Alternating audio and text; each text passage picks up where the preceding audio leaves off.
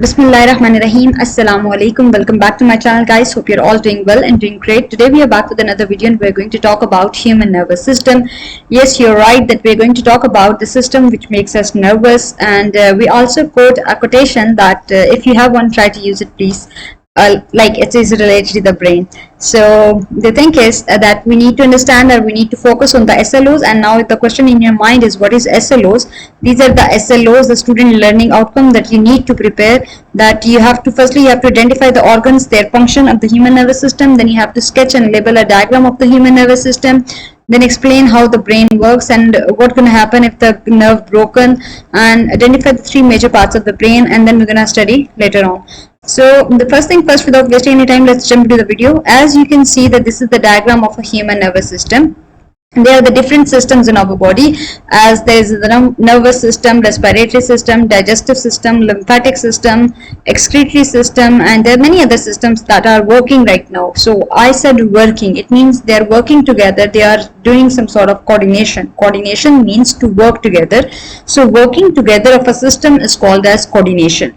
आपकी बॉडी बिल्कुल इकट्ठे काम कर रही है, हर सिस्टम अपने वक्त पर काम कर रहा है. रेस्पिरेशन जो है, you are going to perform the process of respiration by respiratory system, excretion by excretory system, digestion by digestive system, but you're not using brain, so but still the brain is braining, so that system is called as the nervous system. So the thing is that I said all of the systems are doing coordination. So the coordination is basically the job of the nervous system. When the brain and the spinal cord, all the parts, all the organs of the nervous system working together, they are doing coordination. So they are working together. So the first thing that you need to understand that the human nervous system, इंसान का जो nervous system है, that consists of two parts. One is called as brain and one is called as spinal cord.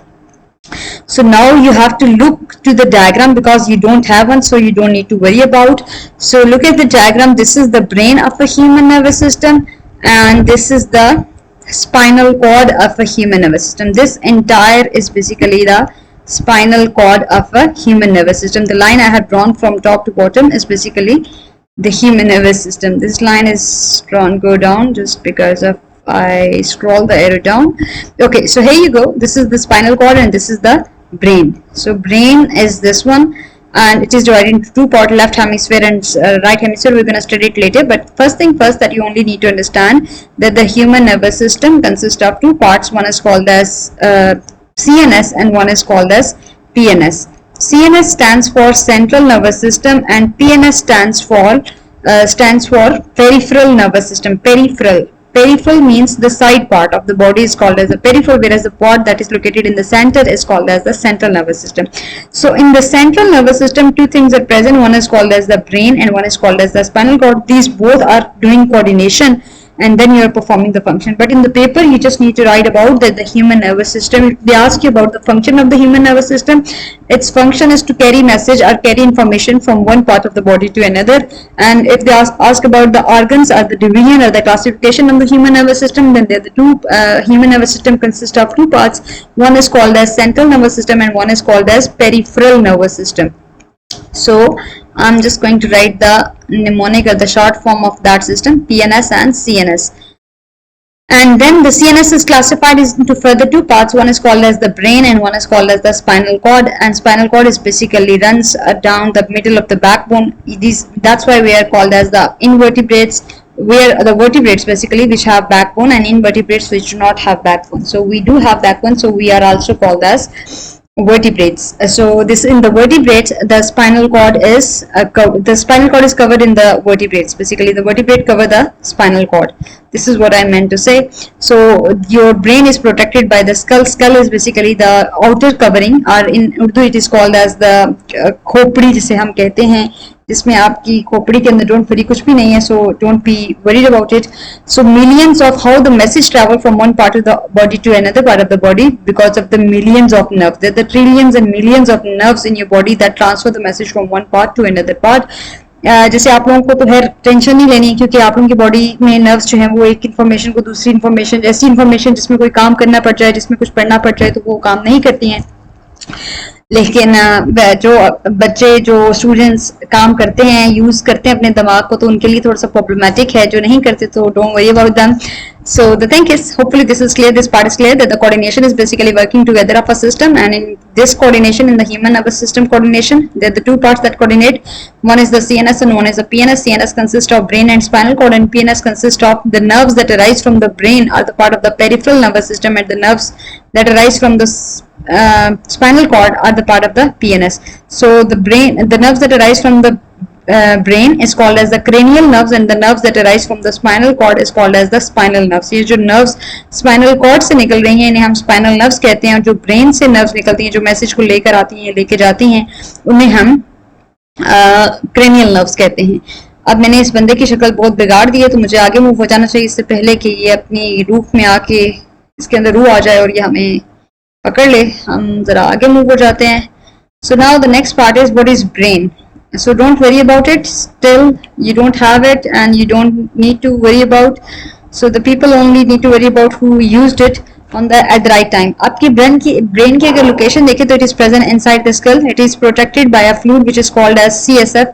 आपको fluid का नाम याद रखने की याद नहीं है, but the fluid that is present in the brain is basically the cerebrospinal fluid. The capital form, the full form of CSF is cerebrospinal fluid, whereas the short form is CSF fluid, which is lie between it and the hard bone that surround it. आपका आप अपने अगर दिमाग को एकदम से touch करें तो इससे आपको आवाज आएगी. That is because the hard covering at the skull basically that is a hard covering, और इसके अंदर फ्लूइड है जो कि आपके ब्रेन को प्रोटेक्ट कर रहा है. इसके अलावा बहुत सी लेयर्स ब्रेन को प्रोटेक्ट करती हैं which is called as meninges, but there is no need to study about right now. You are just about to study the major points, the main points. So the brain is present or located inside the skull, and there is a fluid inside the skull that protects the brain, and that fluid is called as CSF. There is no need to memorize that fluid name. So human brain is more powerful than the computer because it stores lot of amount of information as compared to the computer. Computer के अंदर फिर भी data erase हो जाता है, लेकिन brain के अंदर अगर कोई किसी की नेगेटिव बात चली जाए ना तो यकीन करें भूलती नहीं है. वो गधा जब तक रिवेंज नहीं ले लेता ना तब तक वो उसके दिमाग में अटकी रहती है बात. Anyways, it's not a joke, it's a truth, it's a universal fact basically.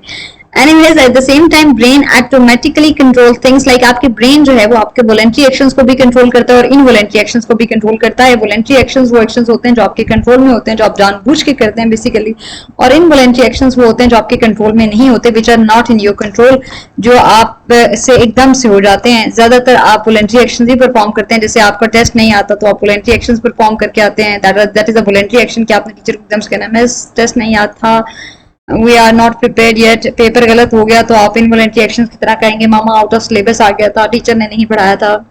Anyways brain, आपका ब्रेन जब अगर हम पढ़ें, जो सीएनएस का दो पार्ट्स है, one is the brain. Brain is divided into three main parts. One is called as the fore brain, one is called as the mid brain, and one is called as the hind brain. I am not going to make a presentation, so I am gonna read it और make you to understand it as it is. So the forebrain is the largest part of the brain, and in the forebrain they are divided into three main parts. One is called as cerebrum, जिसके spelling कम है वो पहले आएगा, जिसके spelling ज्यादा है वो hindbrain में आएगा. Hindbrain is also divided into three parts, and forebrain is also divided into three parts. So it is the largest part of the brain. It is divided into three parts. One is called as cerebrum, one is called as hypothalamus, and one is called as the thalamus.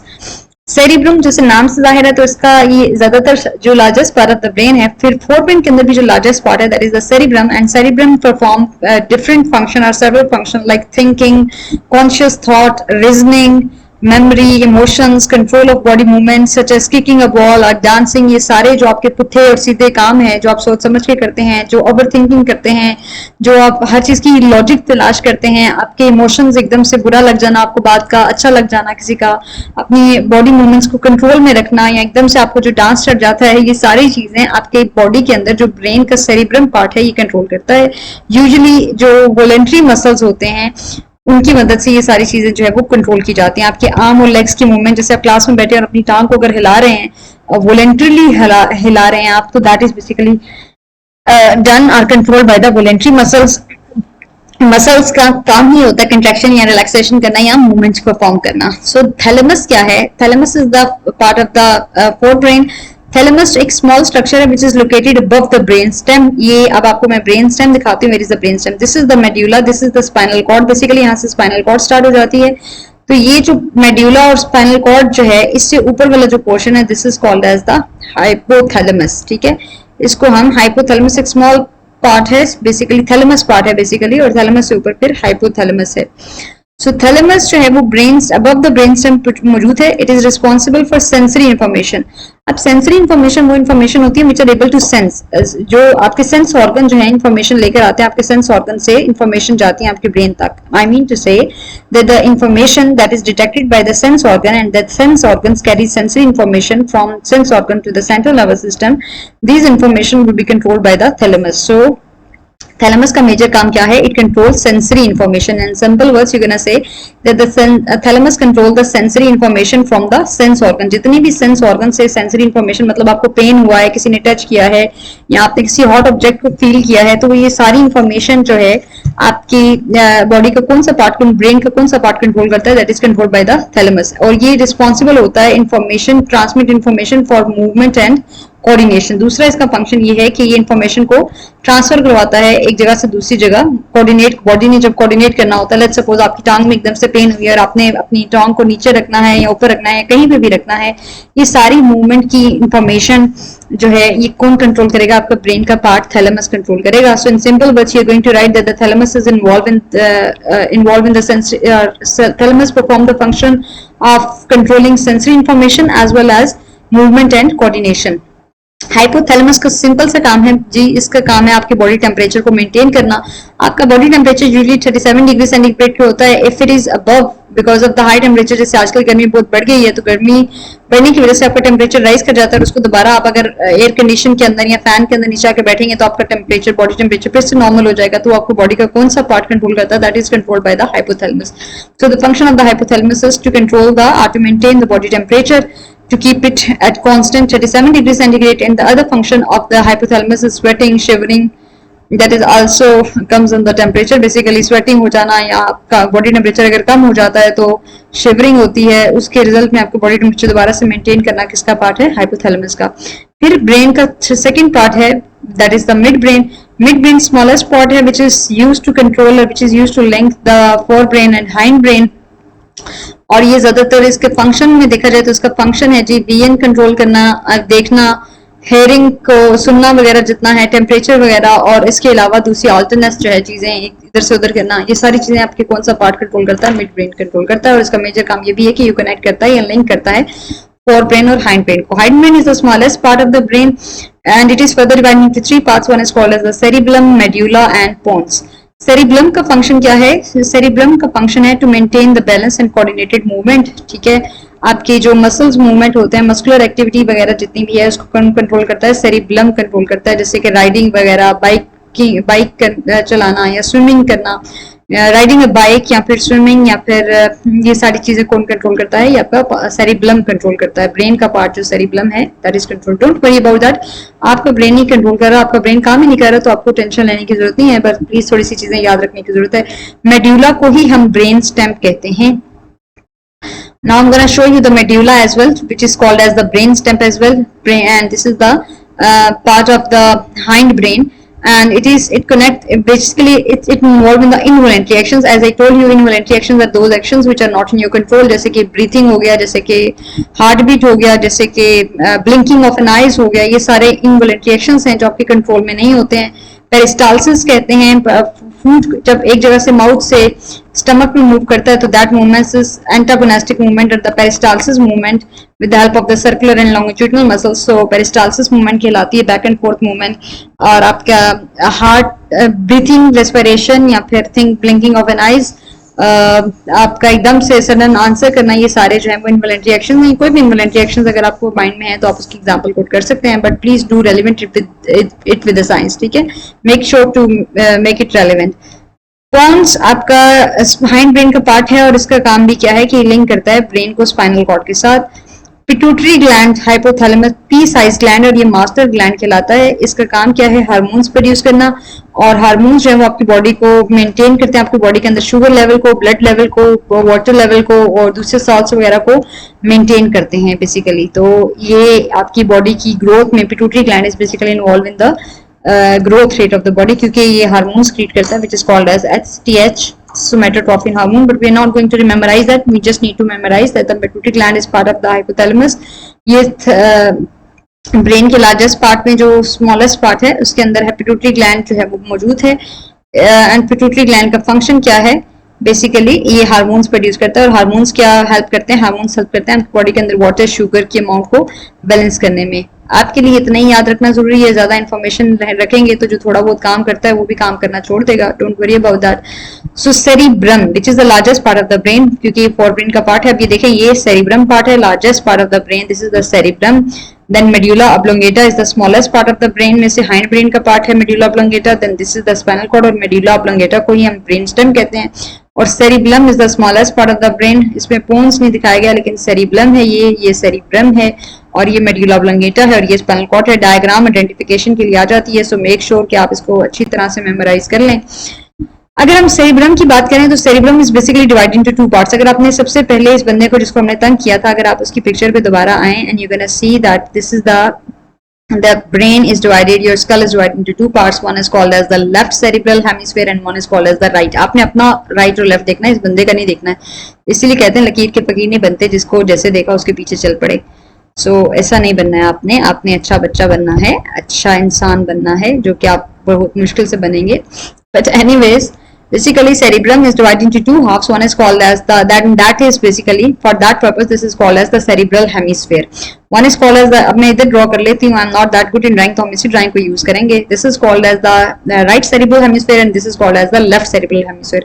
and this is interesting that your left cerebral hemisphere controls the right part of the body and right cerebral hemisphere controls the left part of the body because of the mixing of nerves। यहाँ पर spinal cord पे भी आपके लिए इतना ही बस याद रखना है। यहाँ पर भी ये बात लिखी हुई है, the outer surface of the cerebrum is called as the cerebral cortex. ये जो इसकी आउटर सरफेस होती है इसको हम सेरिब्रल कॉर्टेक्स कहते हैं। Different areas of the cerebral cortex receive information from sense organ and deal with the movement of body parts. अब ये इनका काम क्या है, इन्फॉर्मेशन को रिसीव करना। थिंकिंग में हमने पढ़ा था, इमोशंस में पढ़ा था कि ये इन्वॉल्व होते हैं। थिंकिंग, इमोशंस, आपकी बॉडी के अंदर जो मूवमेंट वगैरह है इसके अंदर सारा कौन इन्वॉल्व है, आपका सेरिब्रम। अगर आपको याद हो, देखा नहीं याद ना, मैंने कहा था आप ब्रेन यूज नहीं करते हैं। जितने भी वॉलंटरी एक्शंस हैं, आपकी मेमोरी स्टोर होना, रीजनिंग, वजह तलाश, लॉजिक तलाश करना हर बात में, कॉन्शियस थॉट्स को कंट्रोल करना और थिंकिंग वगैरह को कंट्रोल करना, ये सारे काम किसके हैं, सेरिब्रम के हैं। Look I know I told you that you guys don't remember that. तो okay, so here we go, we were at cerebral hemisphere is divided into two parts, cerebral right and left side of the cerebral hemisphere। और इन दोनों का काम क्या है, they process information, like they store the information and they have the specialized function to control what each hemisphere is known to control। अब देखिए ये left cerebral hemisphere आपकी बॉडी के अंदर क्या काम करता है, analytical skills, problem analytical skills या प्रॉब्लम सॉल्विंग के जितने मसले होते हैं वो आपका लेफ्ट पार्ट कंट्रोल करता है। कैलकुलेशन इन मैथ्स वो तो बिल्कुल नहीं आती आप लोगों को, तो ये सारा पार्ट भी आपका ब्रेन का जो लेफ्ट हेमिस्फीयर है ना, इसने पंगेबाजी की हुई है। ये साइंस ये तो हरगिज नहीं आती आप लोगों को। So left cerebral hemisphere basically control this part as well. इसको पूछें, इसको प्लीज थोड़ा सा हिलाएं, पेपर्स आ गए हैं, मेरी नाक मत कटवाइएगा और मेरे साथ साथ अपनी नाक भी मत कटवाइएगा प्लीज। लैंग्वेज और स्पीच वगैरह को कंट्रोल कौन करता है, left cerebral hemisphere. Logical thinking को कौन कंट्रोल करता है, ये आपके पर्पस नहीं है, आपका काम नहीं है लॉजिकल थिंकिंग सोचना। हाँ, जिधर थोड़ा बहुत आप करते हैं, जब आपको लॉजिक तलाश करना हो, अच्छा टीचर स्कूल तो नहीं छोड़ रही हैं, कोई मसला तो नहीं कर रही हैं, या क्या टीचर पर कहाँ इल्जाम लगाना है कि पढ़ा नहीं सही रही, तो ये सारा काम आप बहुत अच्छा बखूबी अंजाम देते हैं। रीजनिंग वाला काम भी, वजह तलाश करना, अच्छा आज टीचर क्यों नहीं आई थी, ये भी वजह तो आप बिल्कुल तलाश नहीं करते हैं। हाँ, लेकिन क्यों आ गई थी इसकी वजह आप जरूर तलाश करते हैं। This is also controlled by left cerebral hemisphere. Same is the case with the writing, ये आप लोगों की अच्छी नहीं है, बहुत से लोगों की अच्छी भी होती है बट ज्यादातर इसको इस्तेमाल नहीं करते। This is also controlled by the left cerebral hemisphere and muscles on the right side of the body. As I told you that the left side control the right part of the body and right side control the muscles on the left side of the body.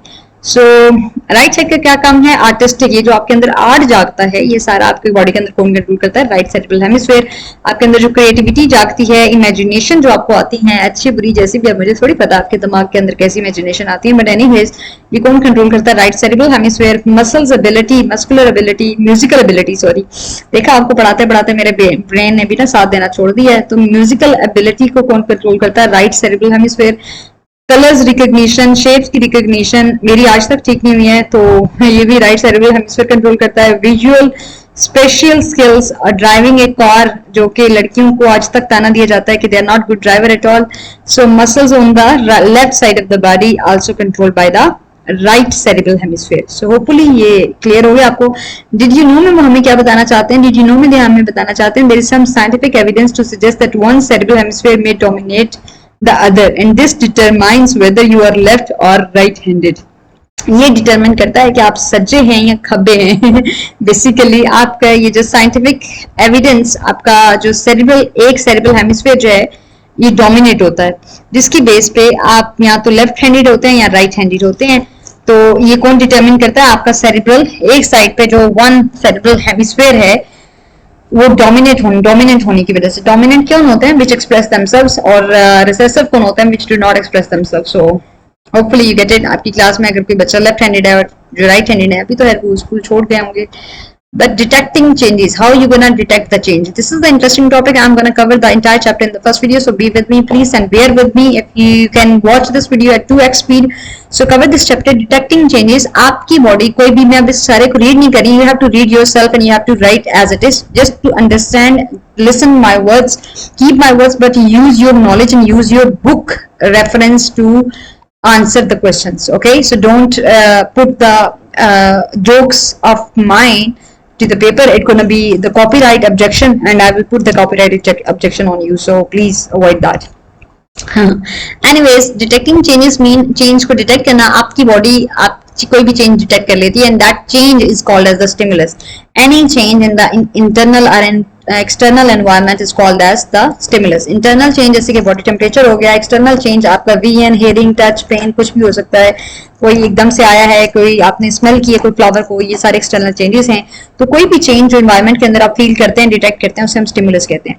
आप exercise करते हैं, आपका body temperature rise कर जाता है, आपकी body hot हो जाती है, एकदम से गर्म हो जाती है और आपको स्वेटिंग प्रोड्यूस होती है. This is a change, external change. ठीक है, आपकी बॉडी से स्वेटिंग वगैरह भी, this is the internal change. तो इसे हम क्या कहते हैं? Stimulus. Which is I told you. Stimulus की आप डेफिनेशन सिंपल वर्ड्स में लिख सकते हैं. Stimulus is any change in the external और इंटरनल एनवायरनमेंट. एक्सटर्नल चेंजेस में आप लिख सकते हैं टच, पेन, वीएन, हेयरिंग, और इंटरनल चेंजेस के अंदर आप एग्जांपल दे सकते हैं स्वेटिंग की, बॉडी टेम्परेचर की. So the sweating is basically, they have told you, they have explained now this stimulus that the sweating is response to the change in temperature. Temperature change होने की वजह से आपको sweating produce हुई. और eating is also a stimulus of hunger. आपको भूख लगती है तो ये भी एक स्टिमुलस है. ये इंटरनल स्टिमुलस है कि जब आपको भूख लगती है तो आप भूखे हो जाते हैं बिल्कुल, फिर आप कहते हैं कि हम कुछ नहीं पढ़ेंगे जब तक हमें खाना नहीं मिलेगा. तो ये सारा आप जब आप खारिश करते हैं, ईचिंग करते हैं, बेसिकली स्क्रैच करते हैं अपनी बॉडी के ऊपर, तो ये भी एक स्टिमुलस का ही रिस्पॉन्स है.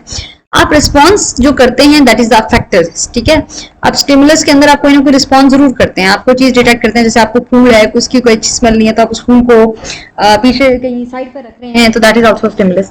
अब स्टिमुलस हमने बता दिया कि चेंज इन द एक्सटर्नल और internal environment is called as the stimulus. Receptor cells या फिर सेंसरी सेल्स क्या होते हैं? Which are able to detect the stimulus.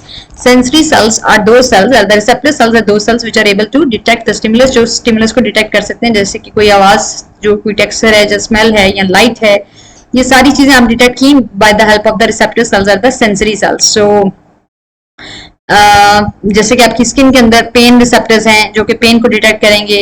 आपकी आईज के अंदर या ईयर के अंदर जो है, ये जो ईयर है वो हेयरिंग को डिटेक्ट करेगा. So these are the different. Touch जो है वो आपकी फीलिंग को डिटेक्ट करेगा. तो they are the different receptor cells which are going to detect the change. Respond to these changes are basically called as the effectors. इन्हें हम affectors कहते हैं. Effectors is basically the response which is produced by the muscles or the glands. अब आपने कोई hot object उठाया था, उसको वापस you have put back on the table. That is your response. That is done by the effectors or the muscles or the gland. आपने so responding to change is basically in multicellular organism. Muscles are the effectors. See, I told you that the muscles or the glands are the act as the effector. They produce respond. They respond to the stimulus basically. आपका eyes का, आपका body का contract और relax, क्योंकि body के अंदर बहुत सारे muscles हैं, they're gonna contract and relax when you're gonna tired. And यहाँ आप अपनी hand movement basically, जब आपके bicep और tricep muscle जो है वो आप अक्सर अपनी बाजू में दर्द निकलने की वजह से एकदम से बाइसेप और ट्राइसेप मसल को थोड़ी सी एक्सरसाइज करवाते हैं. So that is also respond and that is done by the muscles or the factors. अब आज आती है मेन बात की the system which makes you nervous. इसमें जो इसका स्ट्रक्चरल और फंक्शनल यूनिट है नर्वस सिस्टम का, that is the neuron. Structural और फंक्शनल यूनिट से मुराद जैसे आपकी पूरी बॉडी है वो सेल से मिलकर बनी है, और cell is the structural and functional unit of human body. इसी तरह नर्वस सिस्टम का जो स्ट्रक्चरल यूनिट है that is the neuron, and neuron is the longest cell in your body which size is basically approximately from spinal cord to the foot. एक आदमी के spinal cord से लेके फुट तक उसका साइज होता है एक नर्व का, एक सेल का। तो there the million and imagine there the million and trillions of cells in your body that is carrying function from one part to the other part. So the nervous system के बारे में भी दोबारा से उन्होंने वही बात रिपीट की, I'm not gonna read that, you gonna read that this is the peripheral nervous system basically they have written. अब nerve cell या न्यूरॉन क्या होती है, this is basically the major the basic working unit of the nervous system. एक nervous system किस वजह से काम करता है, by the help of the neuron काम करता है। अब न्यूरॉन में ये dendrites and dendrites that carry message towards the cell body. This is a long cell and that is called as the axon. Axon carry message away from the cell body. What is the cell body? In the center the nucleus is present and the solution is called as the cytoplasm. So the nucleus and cytoplasm collectively called as the cell body, and this is the myelinated sheet, and there is the gap in between these sheet. This is called as the nodes of Ranvier, and impulses jump from one node to another node, so the message will transfer quickly.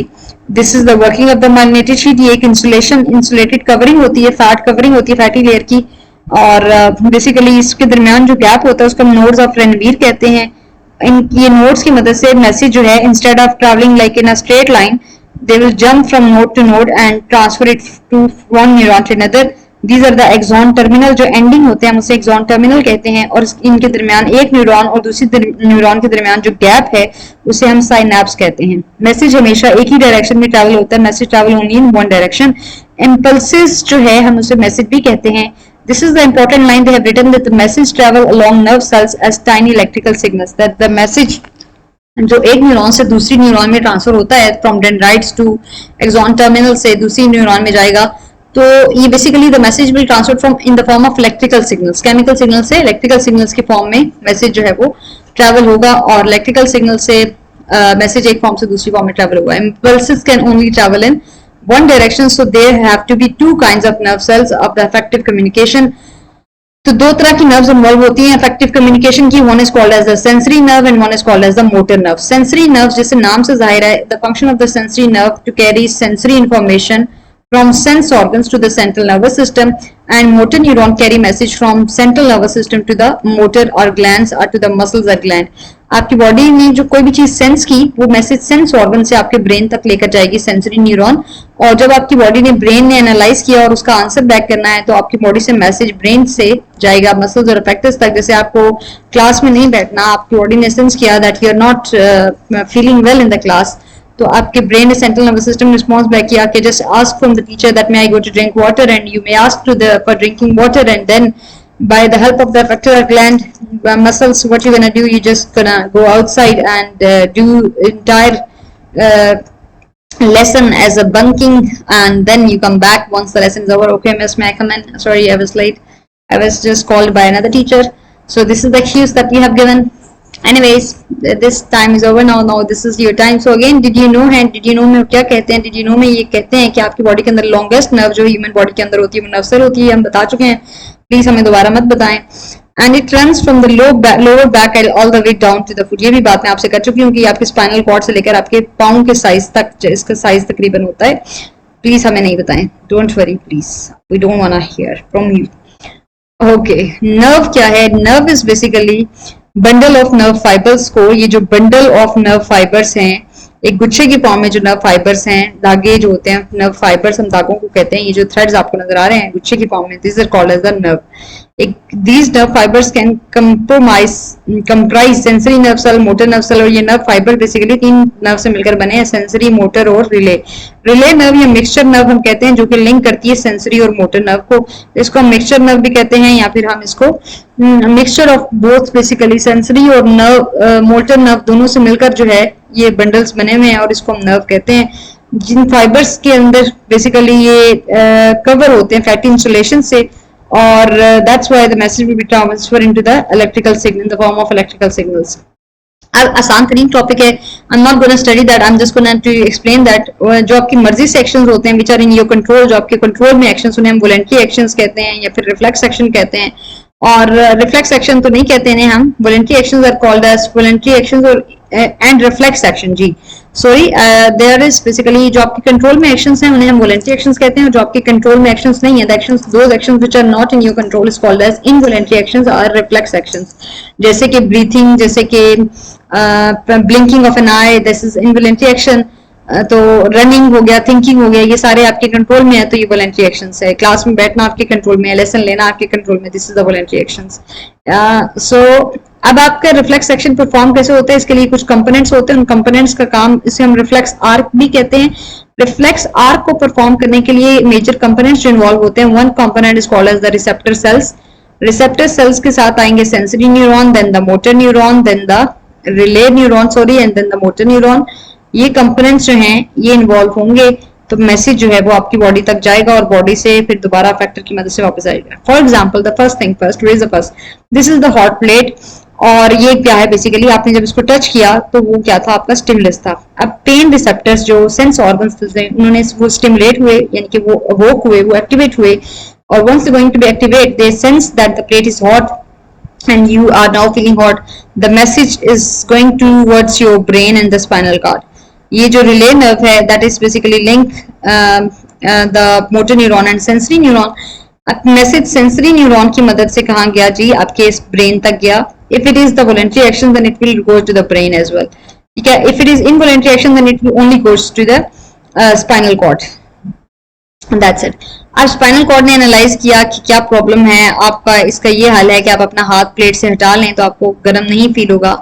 तो ये message जो वापस लेकर आ रही है spinal cord से, that is basically called as the motor neuron. This is the motor neuron which carry message from sense organ और from the spinal cord to the effectors और मसल्स दैट लाइन। आपकी body से देखिए muscles हैं और muscle से गुजरते हुए the message will be transfer to the end response भी कौन परफॉर्म करेगा, आपके हाथ ही परफॉर्म करेंगे। मसल और ग्लैंड से डजंट मीन कि आपकी बॉडी के अंदर कोई और चीज जो है वो आएगी और वो फंक्शन परफॉर्म करेगी। मसल्स और ग्लैंड मीन कि वही चीजें आपकी body as a sense organ काम कर रही थी और आपकी बॉडी नहीं वही sense organ basically as an effector भी काम कर रहे हैं, वो रिस्पॉन्स बैक कर रहे हैं। This is the entire procedure which I have explained. You can write it in your own words. This is the choice. Okay, now this is the important topic. There are the many questions, many chances that the question come from this topic. So brain को तो इस्तेमाल नहीं करना है, इसलिए tension नहीं लेनी है आपने। स्पाइनल कॉर्ड को भी इस्तेमाल नहीं करना है। अब हमने ये पढ़ा था कि the gap between two neuron is called as the synapse, और इसको हम प्री साइनेप्टिक न्यूरॉन कहते हैं, जिसे आप फर्स्ट इंपल्स भी कह सकते हैं, जिसको हम पोस्ट साइनेप्टिक न्यूरॉन कहते हैं, जिसको आप सेकंड इंपल्स कह रहे हैं। इंपल्स हम मैसेजेस को कहते हैं। Message will be transferred when the, ये कम्युनिकेट कैसे करती हैं basically, this is the communication way. कैसे कम्युनिकेट करती हैं कि एक नर्व सेल से मैसेज जब आता है तो ये जो वेसिकल्स हैं इनके अंदर केमिकल्स मौजूद हैं, इन केमिकल्स को हम न्यूरोट्रांसमीटर्स कहते हैं। These neurotransmitters will releases and या फिर हम केमिकल्स कह रहे हैं, न्यूरोट्रांसमीटर्स कह रहे हैं। These chemicals are the neurotransmitter. आप केमिकल्स में लिखेंगे तो सही हो जाएगा, so don't worry about that. So these chemicals will releases into the synaptic cleft or the into the synapse and they will bind with the second impulse to perform the reaction. Reaction कैसे perform होगा, message कैसे एक form से दूसरी form में send होगा कि impulse message लेकर आएगी। ये जो केमिकल्स हैं यहाँ पर इसके अंदर मैसेज इंफॉर्मेशन सारी स्टोर है, ये केमिकल्स रिलीज होंगे और जिस इस गैप के अंदर जिसको हम साइनैप्स कह रहे हैं, और फिर ये इस गैप से इसके साथ यहाँ पर बाइंडिंग रिसेप्टर्स होते हैं। इस बाइंडिंग रिसेप्टर्स के साथ ये केमिकल जो है वो आकर बाइंड हो जाएंगे और इस तरह मैसेज एक फॉर्म से दूसरी फॉर्म में, एक इंपल्स से दूसरी फॉर्म इंपल्स में ट्रैवल होता जाता है और always travel in one direction.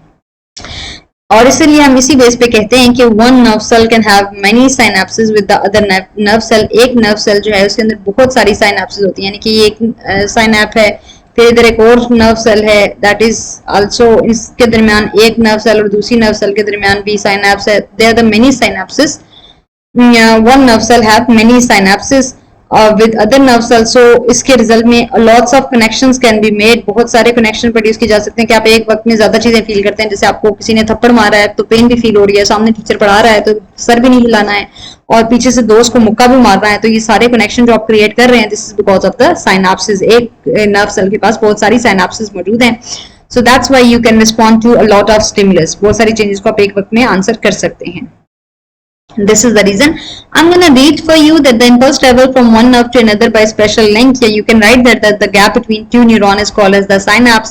The branching end of one nerve cell lie very close to the cell body of another nerve cell. However, they do not actually touch. ये दोनों एक दूसरे को एक्चुअली टच नहीं करते हैं. When an impulse move along one nerve cell, it releases chemical. ये इसकी डायग्राम की एक्सप्लेनेशन है बेसिकली कि जब भी impulse मूव करती है along one nerve cell to another nerve cell, तो it releases chemical. When an impulse, आप इधर कह सकते हैं कि when an impulse move from one nerve cell, it releases chemical and it diffuses across the synapse and stimulate the other nerve cell, जो दूसरी nerve cell को activate करती है.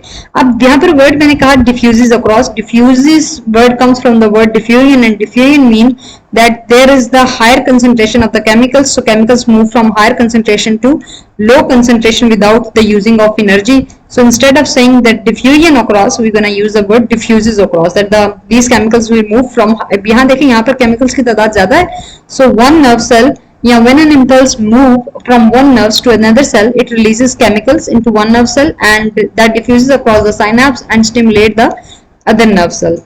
And this is the explanation of this diagram. And this is a major question that is asked, that why you can respond in a lot of ways to one stimulus, because one nerve cell can have many synapses with other nerve cells. That's why. अब voluntary actions कौन से होते हैं और involuntary actions कौन से होते हैं जी? फ्लैश ऑफ ब्राइट लाइट जो है स्टिमुलस है.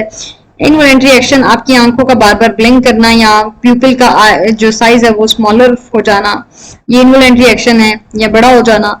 Food gets into the wind pipe, ये वॉलेंट्री एक्शन है, ये स्टिमुलस है आपका. कफिंग इनवॉलेंट्री एक्शन है basically. Arm moves away quickly, आप एकदम से जो बाजू पीछे कर लेते हैं, कुछ भी पीछे कर लेते हैं, ये आपका इनवॉलेंट्री एक्शन है. Saliva in the mouth basically involuntary action, ये आपके कंट्रोल में नहीं है. अब आपके नाम सामने मैं पिज्जा टिक्के और रोस्ट वगैरह का नाम लूं या शवारी का नाम लूं, या फिर मैं आपसे कहूं कि चलें जी अजवा चलते हैं, या मिस हमें पेपर बताते हैं, हम आपको पिज्जा खिलाएंगे, बर्गर खिलाएंगे, रोस्ट खिलाएंगे, आप दोनों से रेस्टोरेंट कहते हैं उधर लेके जाएंगे, तो वो खाने जितने खाने आप लेंगे उसके रिजल्ट में आपके माउथ के अंदर स्लाइवा प्रोड्यूस होगा, तो that is involuntary action. Sweating is an involuntary action. Shivering is an involuntary action. So shivering, अब आप सोच समझ के शिवरिंग नहीं करते हैं कि एकदम से आप बैठे हैं तो अब आप शिवरिंग करना शुरू करते हैं, इसलिए that is involuntary action. Sweating, एकदम से आप बैठे हैं तो बैठे बैठे आप कहीं मुझे स्वेट प्रोड्यूस होना शुरू हो जाए, मैं स्वेट पर देखूं, मैं तुम्हें मैजिकली स्वेट प्रोड्यूस करके दिखाता हूं. So this is not voluntary action, this is involuntary action. You gonna work hard, you gonna exercise, do exercise, physical activity आप ज्यादा करते हैं तो उसके रिजल्ट में स्वेटिंग प्रोड्यूस होती है. That is basically not in your control. So again they are going to tell us, did you know, भाई इनको बताओ हमारे पास ब्रेन नहीं है, ये बच्चे बगैर ब्रेन के पढ़ते हैं. Babies are born with some reflexes. If you touch the palm of a baby's hand, he or she to grip yours. जैसे ही आप किसी बेबी का पाम बेसिकली उसको टच करते हैं तो आप देखते हैं कि वो बच्चा फौरन उसको कैच करने की कोशिश करता है. तो ये भी कुछ रिफ्लेक्सेस हैं. This is the last topic of the brain, maintaining a healthy brain. आप अपने ब्रेन को कैसे हेल्दियर बना सकते हैं? अपनी डाइट अच्छी रखिए. सबसे पहली बात, आलमंड्स का इस्तेमाल करें, कैश्यूज का इस्तेमाल करें, आप फिग का इस्तेमाल करें, इंजीर का इस्तेमाल करें, बादाम का इस्तेमाल करें, पिस्तों का इस्तेमाल करें. भी पेपर्स हैं तो ज्यादा से ज्यादा ऐसी चीजें, ड्राई फ्रूट्स का बेसिकली इस्तेमाल करें ज्यादा से ज्यादा. पानी का इस्तेमाल करें ज्यादा से ज्यादा, और ऐसी वेजिटेबल्स और ऐसे फ्रूट्स का इस्तेमाल करें कि जो आपके ब्रेन को हेल्दी रख सकें. This is the major part. अब इसके अलावा कौन कौन सी एक्टिविटीज करनी चाहिए आपको कि आपका ब्रेन थोड़ा साफ सुथरा रह सके, थोड़ा हेल्दी सोच सके, थोड़ा अच्छा सोच सके. मुराद ये है कि instead of scrolling on Instagram and sending filthy reels to your friends, instead of doing that, just do some physical activities which are healthier for your brain, for your body. Learning a language, आप इस as में कोई language सीखने का अपने अंदर एक शौक बिल्ड करें. अगर आपको शौक है तो जरूर सीखें, अगर आपको शौक नहीं है बिल्ड करें, ठीक है, ताकि इससे आपको बहुत फायदा होगा. आप जर्मन लैंग्वेज सीखें, आप इंग्लिश लैंग्वेज सीखें, अगर आपको इंग्लिश आती है तो आप उर्दू लैंग्वेज सीखें, अगर आपको उर्दू आती है तो आप पश्तो लैंग्वेज सीखें, आपको पश्तो आती है तो आप फ्रेंच लैंग्वेज सीखें, आप डेनिश लैंग्वेज सीखें. और ये मत सोचें कि पता नहीं मैं कभी डेनिश जाऊंगा, डेनमार्क जाऊंगा या फ्रांस जाऊंगा या जर्मनी जाऊंगा या नहीं, लेकिन सीखें एटलीस्ट. आप कॉल सेंटर पे ऐसा काम कर सकते हैं फ्रेंच लैंग्वेज के तौर पर, और आप अपनी सैलरी उससे ठीक ठाक डिमांड कर सकते हैं. दैट आई एम गोना, आप as a news insulator, news में अंदर लैंग्वेज इंसुलेटर, लैंग्वेज ट्रांसलेटर के तौर पर काम कर सकते हैं. And then you gonna demand higher salary. So you are doing a job not for the salary but also for the fun activity, कि just आपने बोलना है और आपने अर्न करना है. आप देखें, अगर आपको सिर्फ नॉर्मल चवले मारने पे या बकवास करने पे तो आपको इतने पैसे कोई नहीं देगा, लेकिन अगर आपने कोई अच्छी लैंग्वेज सीखी हुई है, like you are going to learn the German, और you are going to learn French, और you are going to learn even Arabic और उर्दू, तो आप उधर न्यूज के अंदर या गूगल के अंदर एज अ उर्दू ट्रांसलेटर के तौर पर या इंग्लिश ट्रांसलेटर के तौर पर वर्क करना चाहें, and you are going to demand the highest salary, so it would be beneficial for you that you are going to establish your career as well. So this is a very good activity that you are going to do. Then learning to play a musical instrument. Otherwise, if you don't want to learn language, learn a musical instrument. आप piano बजाना सीखें, आप guitar बजाना सीखें. It's gonna be fun. आप इस तरह आसानी से जो आपने 9-10 में जाके लड़कियों के साथ दोस्ती करनी है या लड़कियों ने लड़कों के साथ दोस्ती करनी है, तो अपने अंदर एक स्किल पैदा करें ताकि वैसे ही लोग अट्रैक्ट होकर आ जाएं. ठीक है. Memorizing a poem or the words to song.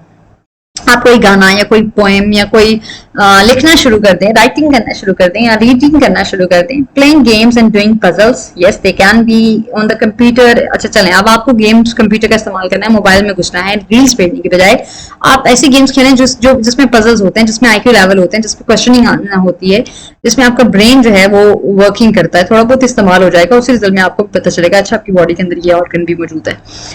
Okay, using mental arithmetic rather than a calculator. आप मैथमेटिक्स सॉल्व करें कैलकुलेटर को यूज किए बगैर. जैसे मैथ्स के पेपर में अगर कैलकुलेटर ना हो तो आपके कैलकुलेटर घर रह जाए और इन्विजिलेटर कोई सख्त आ जाए तो आपकी चीजें निकल जाती हैं, and you are gonna be like what the dash dash dash.